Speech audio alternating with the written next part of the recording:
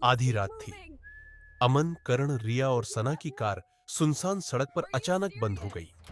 सामने वही पुरानी हवेली खड़ी थी जिसके बारे में गांव वाले कहते थे, जो अंदर गया कभी लौट कर नहीं आया। अमन हंसते हुए बोला, चलो देखते हैं, इतना भी कुछ नहीं होगा। जैसे ही हवेली का भारी दरवाजा छर्रर की आवाज के साथ खुला, अंदर से सड़ांत की बदबू आई। अचानक औरत के रोने की आवाज गूंजी। दीवार पर लगी तस्वीर से लाल धब्बे टपकने लगे। किसी ने अमन के कान में फुसफुसाया, तुम्हें यहां नहीं आना चाहिए था। अमन गुस्से में चिल्लाया, कौन है, सामने आ। वो अंधेरे में गया और कुछ ही सेकंड बाद उसकी चीख गूंजी, हाँ। रिया घबरा कर चिल्लाई, अमन। सब दौड़े।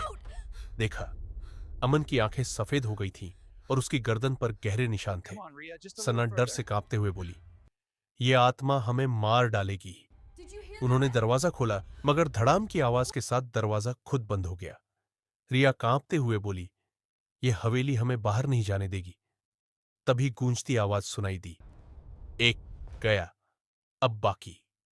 ऊपर का झूमर हिलने लगा और धम्म की आवाज के साथ जमीन पर गिर पड़ा। सना चीख उठी, आह। उसके बाल ऊपर खींचने लगे जैसे किसी ने पकड़ रखे हो। कर्ण और रिया ने उसे खींचकर छुड़ाया, लेकिन उसकी पीठ पर जलने के निशान उभर आए।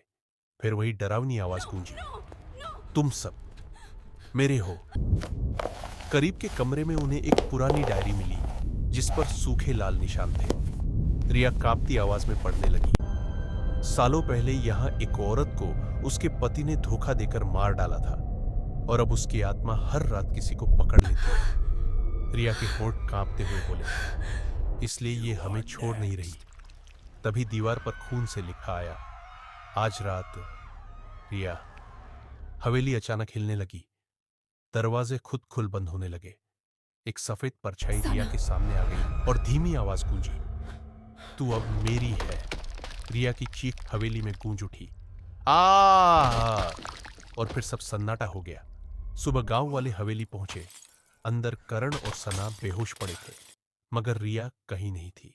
दीवार पर खून से लिखा था, एक और आत्मा हवेली में शामिल हो गई। और तब से जब भी कोई उस हवेली के पास जाता है, उसे सुनाई देती है, बचाओ, बचाओ। और हवेली हर बार एक नया साथी ले लेती है।